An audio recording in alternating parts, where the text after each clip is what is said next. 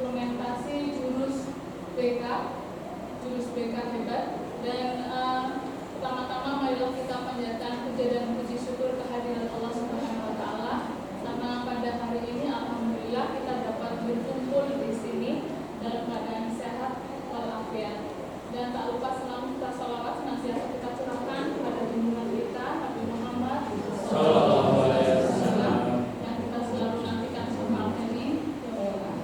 Bapak Ibu yang saya hormati, pada kesempatan hari ini adalah rangkaian dari tugas dari kemarin pada saat pelatihan di Solo, dan ini merupakan tugas akhir. Saya berterima kasih sekali pada Bapak Ibu yang sudah berkenan hadir. Untuk agar acara ini lancar sampai akhir, monggo kita buka bersama-sama dengan bacaan basmalah bersama. Bismillahirrahmanirrahim. Langsung pada acara selanjutnya, yaitu sambutan dari beliau Ibu Prasnas. Kepada beliau Ibu Diah di Baik Bapak Ibu, Assalamualaikum warahmatullahi wabarakatuh. Waalaikumsalam warahmatullahi wabarakatuh. Salam sejahtera bagi kita semua. Alhamdulillah, kita panjatkan puji syukur kehadirat Allah Subhanahu wa taala atas rahmat dan hidayahnya sehingga kita dapat ditemukan dalam keadaan yang sehat walafiat, tetap semangat dan selalu menjalankan rutinitas kita semuanya untuk meningkatkan kualitas pendidikan di SMP Negeri 2 Cirebon. Salawat dan salam kita panjatkan kepada junjungan Nabi besar Nabi Muhammad sallallahu alaihi wasallam beserta kerabat dan keluarganya yang kita tunggu syafaatnya di yaumil qiyamah yaumil akhir. Bapak Ibu yang kami hormati, mohon izin, terima kasih saya diberi kesempatan. Alhamdulillah saya bisa sampai ke Jeruk Legi. Baru kali pertama Bapak Ibu saya menginjakkan kaki di Jeruk Legi. Alhamdulillah ternyata perjalanan ke sini lancar. Kemudian jalanan juga lapang dan sudah bagus sekali Ibu. Dan terkait dengan segala sarana prasarana hingga saya sudah belajar di SMP Negeri 2 Cirebon. Yang kami hormati pula wakil kepala kesiswaan Ibu, itu adalah lulusan dari Guru Gerak di Kabupaten Cilacap. Beliau adalah orang yang hebat, sosok yang figur untuk nantinya menjadi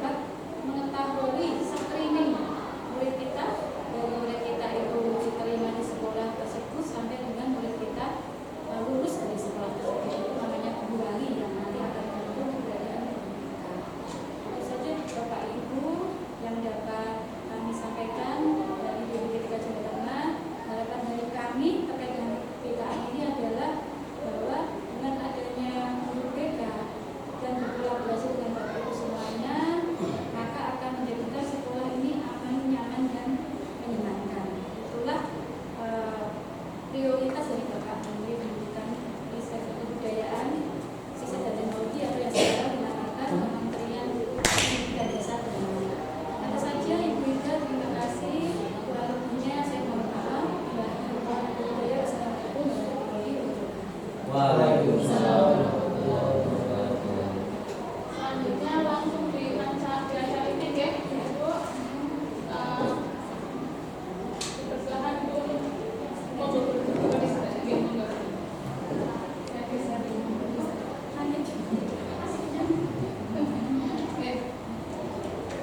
Langsung di acara ini ya Bapak Ibu.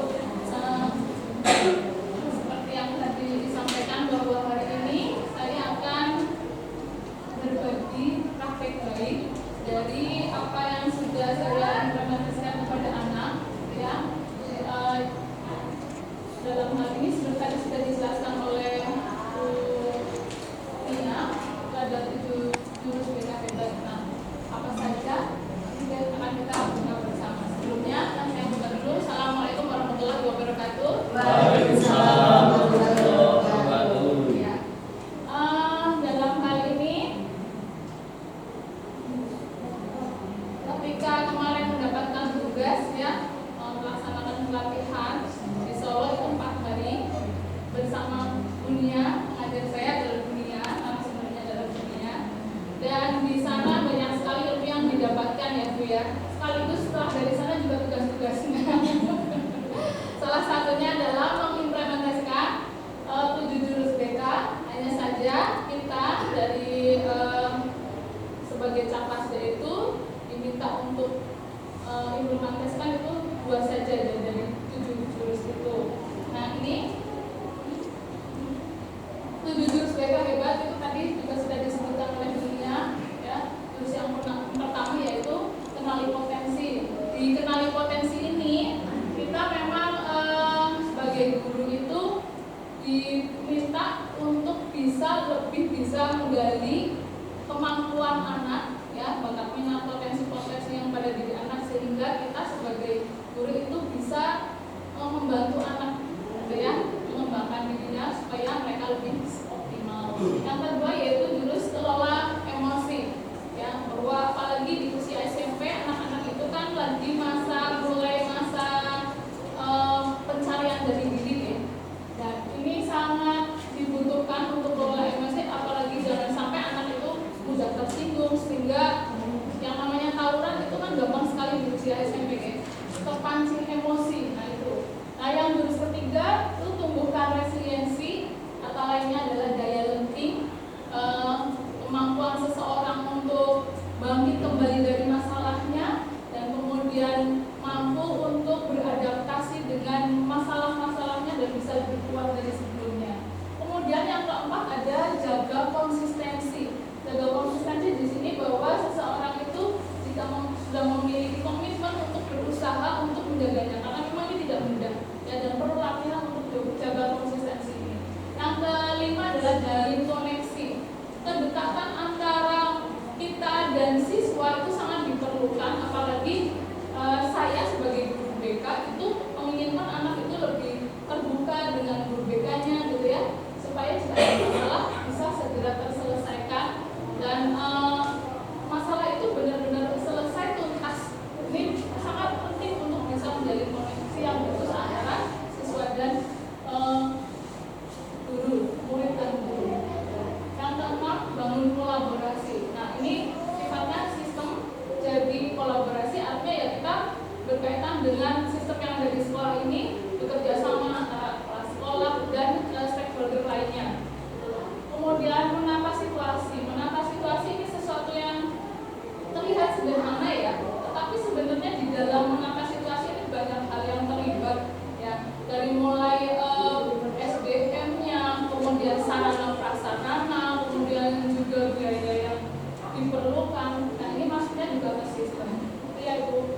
Dan untuk 7 jurus BK hebat ini saya memilih 2 yang saya implementasikan ke murid, yaitu yang jurus yang pertama kenali potensi dan jurus yang ketiga tumbuhkan resiliensi. Nah ini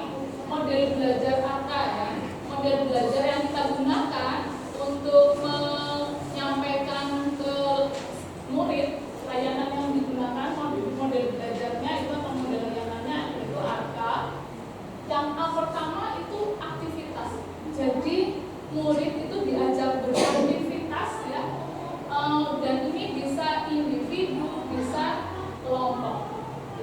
Dan saya rasa ketika menggunakan arka diawali dengan kegiatan, ini anak-anak jadi lebih bersemangat, terus kemudian lebih dinamis dalam berkegiatan.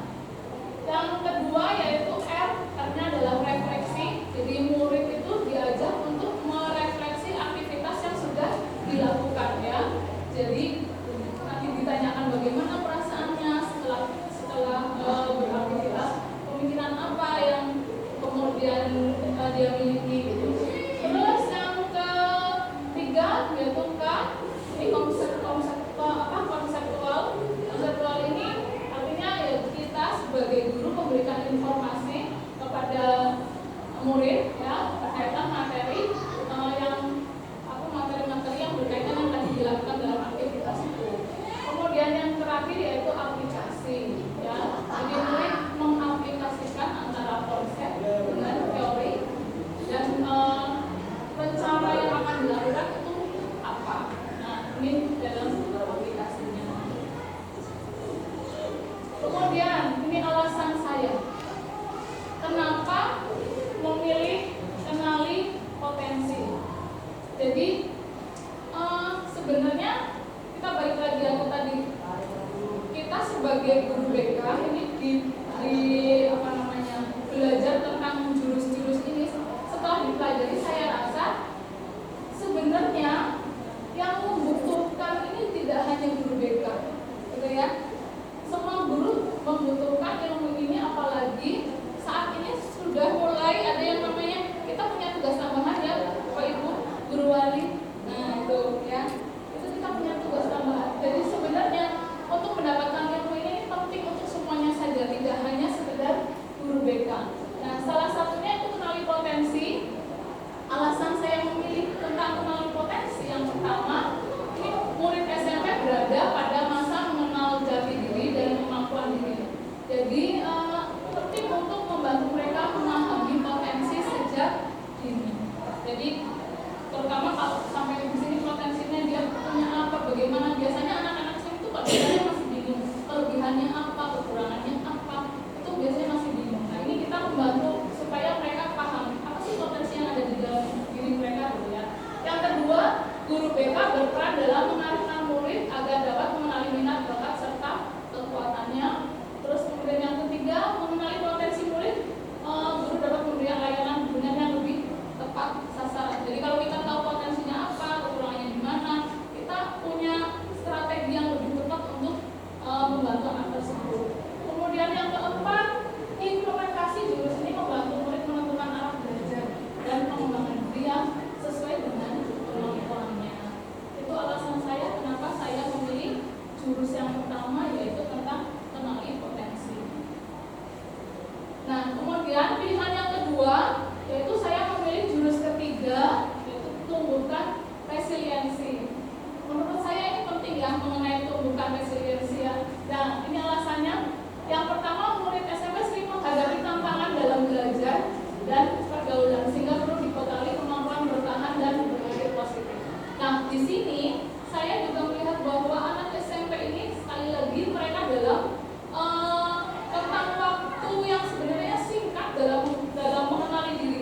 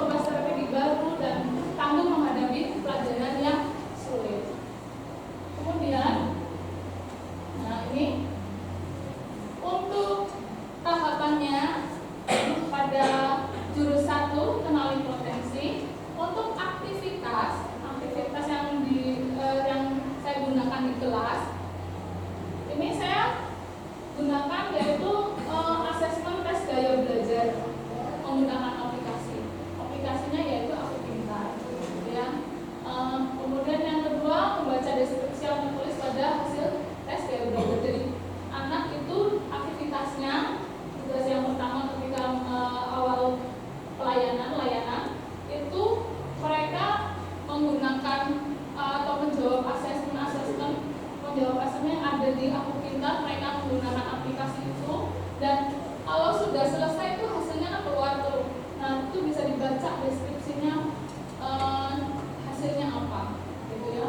Gaya belajar itu kan gaya belajar itu ada 3 macam ya Bapak Ibu. Ini juga perlu diketahui juga, tidak hanya guru BK, ini juga perlu diketahui untuk semua guru mapel, karena di sini kan yang namanya guru memberikan pembelajaran ke anak. Jadi pastinya apalagi berkaitan dengan pembelajaran yang bersifat diferensiasi. Nah itu ya, kita harus paham satu-satu anak ini kira-kira gaya belajarnya apa, yang kemudian yang cocok apa nih yang perlu dikasihkan. Nah 3 gaya belajar ya, itu kita dari hasil ini anak-anak langsung tahu, oh saya visual nih, oh saya auditory nih, atau kinestetik itu dari tes ini gitu ya, dari tes gaya belajar ini. Kemudian yang kedua, merefleksikan pengalaman belajar yang telah dilakukan melalui diskusi. Jadi setelah mereka mengisi asesmen, kita kemudian kelompokkan mereka ya, visual dengan visual, kemudian yang auditory juga dikumpulkan jadi satu, kemudian kinestetik juga disendirikan. Mereka berdiskusi nih, dari mereka yang bersama-sama itu, mereka sama-sama hasilnya sama gitu ya, kira-kira ada kesamaan tidak apa yang mereka lakukan, terus belajarnya seperti apa, strateginya seperti apa, kira-kira sama apa tidak gitu ya. Dan kemudian hasilnya dipresentasikan, itu hasil diskusi itu dipresentasikan. Yang ketiga yaitu tentang konseptual. Ini kita kaitannya dengan materi, kita menjelaskan sebagai guru, menjelaskan kepada murid materinya itu tentang apa sih, bagaimana deskripsinya seperti apa, kemudian definisinya seperti apa, jenis-jenisnya. Nah, ini kita menjelaskannya di konseptual ini ya. Misalnya di sini deskripsi dan karakteristik masing-masing gaya belajar. Gaya belajar itu ada 3 macam, dari mulai visual ya, visual itu artinya kekuatan yang dipakai untuk belajar agar dia mudah ingat adalah mata, penglihatan. Kemudian yang kedua adalah auditory. Auditory ini pakai kekuatan pendengaran ya, telinga gitu. Terus kemudian yang ketiga adalah kinestetik, gerak tubuh gitu ya, ada gerak tubuh. Nah ini 3-tiganya ini perlu diketahui juga sama anak-anak, sama murid-murid ya. Mereka perlu tahu jenis-jenisnya apa. Nah ini, jadi ketika mereka udah tahu, oh gaya belajarnya saya ternyata visual nih. Nah kemudian barulah kemudian diterangkan kembali strategi untuk supaya pas dengan gaya belajarnya apa nih, supaya hasilnya bisa maksimal gitu ya, potensi yang ada biar keluar nih. Misalnya nih yang jenis gaya belajarnya visual, kekuatannya itu mata gitu ya. Dan ini saya sebenarnya banyak yang sudah paham sebenarnya ya, kalau berkaitan dengan gaya belajar visual dengan mata. Berarti kira-kira apa Bapak Ibu yang perlu diberikan ke anak, strateginya apa nih? Pakainya mata nih, warna-warna, tulisan, bahkan ini ya termasuk ya kita menggunakan PPT, di sana ada warna macam-macam, ada simbol-simbol. Nah itu akan mempermudah anak untuk mengingat lebih lama dari apa yang dia pelajari. Itu visual. Auditory, pendengaran. Ya, kalau pendengaran berarti bisa melalui audio itu. Video, kita putarkan video itu kan berarti ada suara, ada gambar gitu ya, mendengarkan ini. Atau bisa jadi digunakan dengan cara belajar bersama teman-temannya, membaca, dia mendengarkan, itu juga bisa. Itu bayalah bisa seperti itu ya. Terus kemudian satu lagi kinestetik, itu dengan gerak dia latihan praktek langsung. Jadi kita sebagai guru ketika tahu bahwa ada beberapa anak yang memiliki jenis atau gaya belajar yang berbeda, kita bisa menggunakan berbagai macam cara untuk membuat semuanya bisa menerima pelajaran yang kita sampaikan, gitu ya. Jadi tidak hanya satu macam saja, tapi yang lain tidak terpenuhi belajarnya, cara belajarnya, strateginya sehingga tidak maksimal. Tapi dengan mengetahui jenis belajarnya apa aja, gayanya apa saja, kita sebagai guru bisa memberikan layanan secara tepat. Kemudian deskripsi yang selanjutnya itu tentang 8 kecerdasan majemuk. Sebenarnya kecerdasan majemuk ini macam-macam ya Bapak Ibu. Ada yang bilang 8, 9, 11. Tapi kita di sini belajar yang 8 aja ya. Karena yang 8 aja kadang-kadang susah hafal, apalagi yang 11. Jadi kita pilih yang 8 ya. Ini ada 8 kecerdasan majemuk. Ini juga kalau kecerdasan majemuk ini berkaitan dengan kepribadian dan nantinya pemilihan karirnya nanti mau seperti apa, gitu ya. Di sana ada visual spasial, kemudian ada verbal linguistik, gitu ya, naturalis, gitu. Terus kemudian logika matematik. Nah kayaknya kalau Bu Titi itu matematika logika matematik, karena udah ke sana, jalurnya udah ke sana, gitu ya. Nah itu ada 8 ini juga nanti kita di sana kemarin itu sudah dijelaskan tentang 8 itu. Dari 8 kecerdasan ini pun nanti mereka akan mencocokkan dengan diri mereka. Kira-kira saya masuknya kemana nih? Kayak misalnya naturalistik, punya kecerdasan naturalistik itu juga dari Pintar ya, ininya asesmennya. Kalau misalnya saya misalkan yang naturalistik ini suka sekali dengan alam misalnya, ya. Kemudian dia akan mengira-kira, oh saya suka hewan, saya suka berkaitan dengan suka memelihara kucing misalnya atau hewan-hewan lain gitu. Kecenderungan dia apa nih, mau kemana? Pilihan dia bisa jadi menjadi dokter hewan dengan melihat kecerdasan dia di mana, mencocokkan itu. Kemudian aplikasinya membuat rencana strategi belajar yang tepat agar hasil belajarnya itu optimal. Jadi kalau mereka sudah tahu gaya belajarnya apa, mereka merancang sendiri nih strateginya yang cocok untuk diri mereka apa, ya, dan merencanakan karir masa depan berdasarkan hasil tes kecerdasan yang sudah dilaksanakan. Ini tentang sekali potensi. Nah, ini refleksi dan evaluasi judul 1 sasaran kegiatan. Kemarin saya implementasinya ke 8G, kelas 8G, dan waktunya minim sekali karena hanya 1 jam pelajaran ya. Ruangannya di kelas 8G. Itu gambar-gambar di samping ini salah satu kegiatannya. Mereka melakukan tes asesmennya yaitu melalui Aku Pintar. Kemudian setelah itu refleksinya mereka menyampaikan apa perasaannya, gitu ya. Nah itu. Terus kemudian sarana prasarana yang digunakan laptop, terus kemudian gawai internet ya, dan tentu saja butuh pakai data ya. Kemudian dari kami menggunakan PowerPoint dan aplikasi Aku Pintar.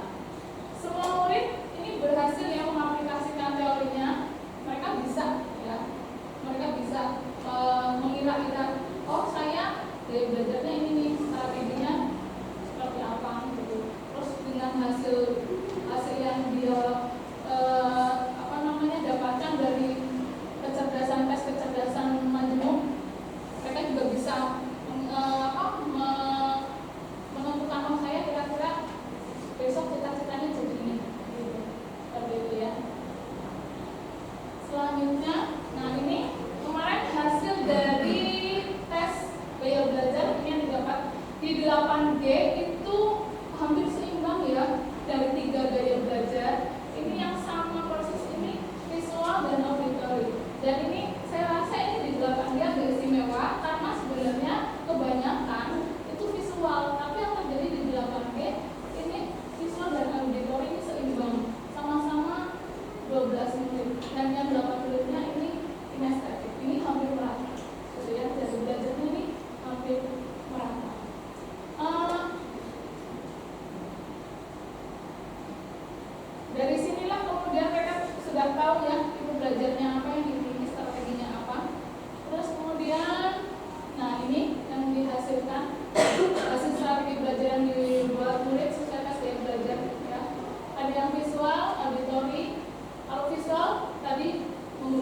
berwarna, strategi belajarnya, mencatat, jadi mulai dia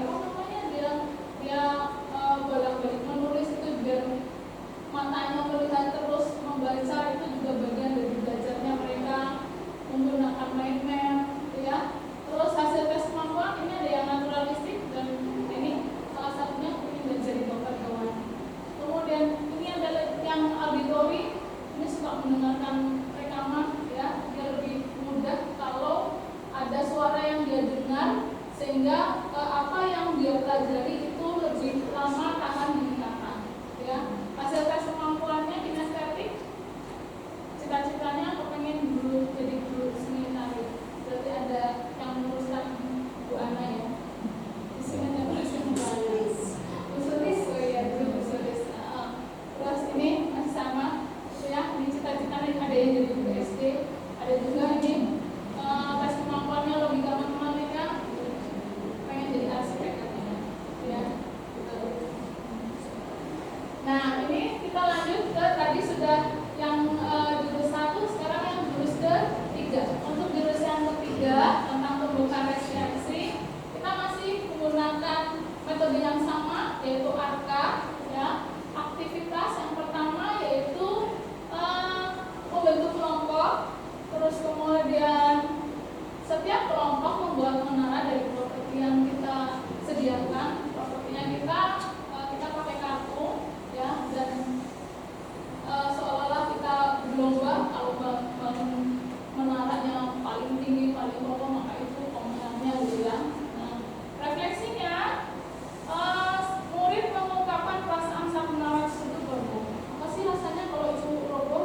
Adakah rasa sedih? Adakah rasa kecewa? Gitu ya. Nah, itu. Terus kemudian yang kedua, murid menjelaskan pelajaran berharga saat membangun kembali menara yang roboh. Ini kira-kira ketika dia roboh, terus apa nih yang dia lakukan? Apakah sudah selesai menyerah begitu saja atau bangun kembali tuh menaranya biar tinggi lagi, gitu ya. Nah, ini murid untuk menjelaskan apa perasaannya, apa yang kemudian bisa dia lakukan setelahnya ketika itu roboh. Gitu. Nah, masuk ke konsep. Di konsep kita menjelaskan tentang kegagalan dan daya lenting atau resiliensi. Ini kita masuk ke materi. Di konsep itu kita menjelaskan materi yang menjadi bahan layanan kita. Yang kedua, konsep pola pikir bertumbuh, dan yang ketiga, perbedaan fixed mindset dan growth mindset. Nah, untuk daya lenting sendiri, resiliensi ini sebenarnya ini juga dibutuhkan oleh semua orang, tidak hanya murid, tapi kita orang dewasa pun masih sangat membutuhkan daya lenting ini. Daya lenting tadi sedikit di-spill tentang artinya, ya, bahwa daya lenting artinya ya kemampuan untuk bangkit kembali dari masalah, dari tantangan, ya, dan kemudian beradaptasi. Jadi tidak hanya menyerah, tapi kemudian beradaptasi dan berusaha untuk bahkan lebih kuat dari sebelumnya. Ini yang dimaksud daya lenting atau resiliensi. Nah, daya lenting dan atau resiliensi ini juga berkaitan erat dengan yang namanya pola pikir bertumbuh, Bapak Ibu, ya. Kita akan punya daya lenting jika pola pikirnya kita punya pola pikir yang bertumbuh. Nah, disinilah yang perlu untuk dipahami sekali, bahwa ternyata Bapak Ibu di dalam diri kita Tuhan itu memberikan satu modal, ya, bentuknya otak. Nah, otak ini ternyata Bapak Ibu ketika kita menemui masalah atau tantangan, maka otak di dalam di dalam otak itu ada kayak semacam jalur-jalur, di mana jalurnya ini akan membuat ketika kita bisa melewati tantangan itu, dan kemudian kita punya kemampuan tambahan katakanlah seperti itu, ya. Jadi ini berkaitan dengan pola pikir bertumbuh. Semakin kita bisa menghadapi tantangan, maka sebenarnya kita semakin kuat, kemudian wawasan kita juga ternyata semakin bertambah. Itu yang terjadi sebenarnya, ya. Itu sehingga kalau punya pola pikir bertumbuh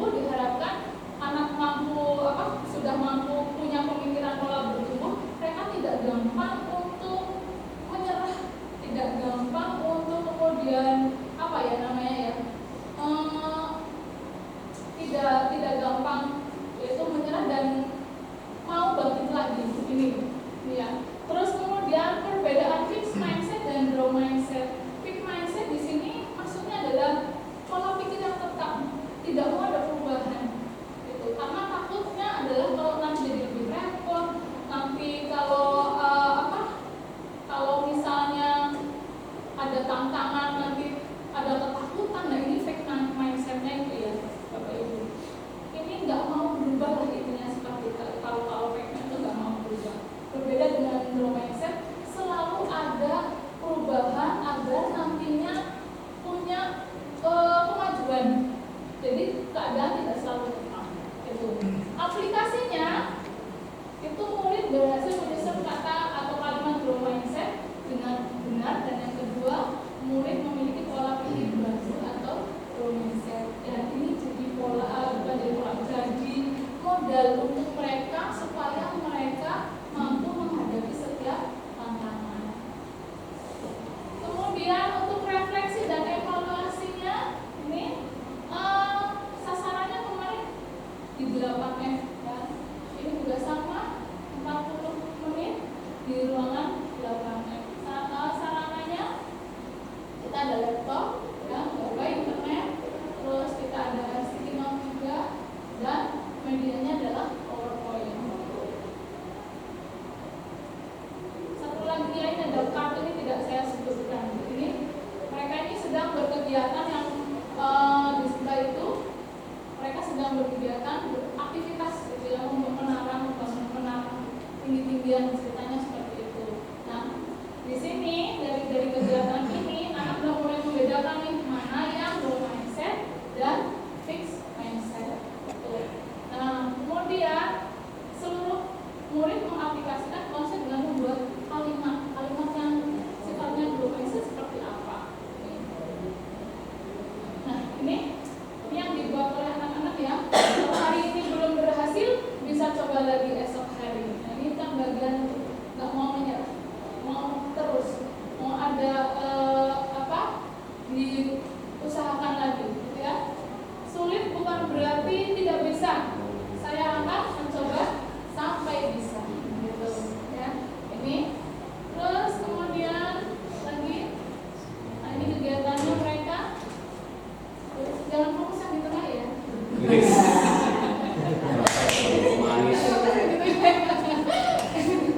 Itu saya mau geser sebelah sini tetap ikut ya. Nah geser sebelah tetap ikut, berarti dia mau ikut aja. Sudah saya pasang seperti ini. Mau eksis ya. Nih, aku bisa berkembang kalau niat belajar dan tidak mudah menyerah. Ini ya. Ini. Nah ini diharapkan dengan seperti ini ya, dengan mereka punya pemikiran seperti ini. Nah ini anak-anak yang semula sepertinya lemah, gampang menyerah, menjadi lebih kuat gitu ya. Nah ini yang dukungan yang diharapkan ya. Ini sebenarnya dari pertama menggunakan strategi peer teaching, saling mengajar. Tadi saya bilang bahwa kayak semacam tutor sebaya seperti itu ya. Misalnya dengan gaya belajar yang berbeda, bisa saling menjelaskan materi satu sama lain. Jadi terutama yang auditori ini mendengarkan, dia lebih paham, jadi lebih paham. Murid auditori menjelaskan lewat lisan, terus kemudian murid visual membuat diagram untuk mendukung penjelasan. Ini mereka saling bekerja sama. Tuh.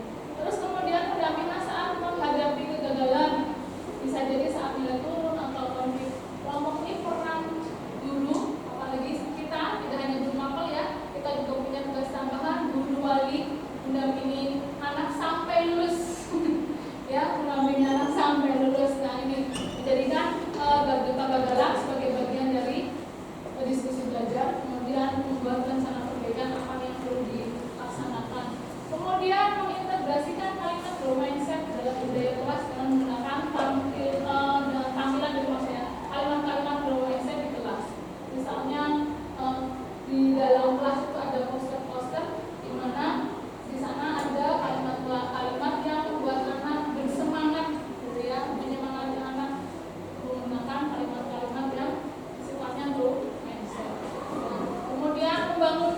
belajar kolaboratif dan empati, dorong murid untuk menghargai perbedaan gaya belajar.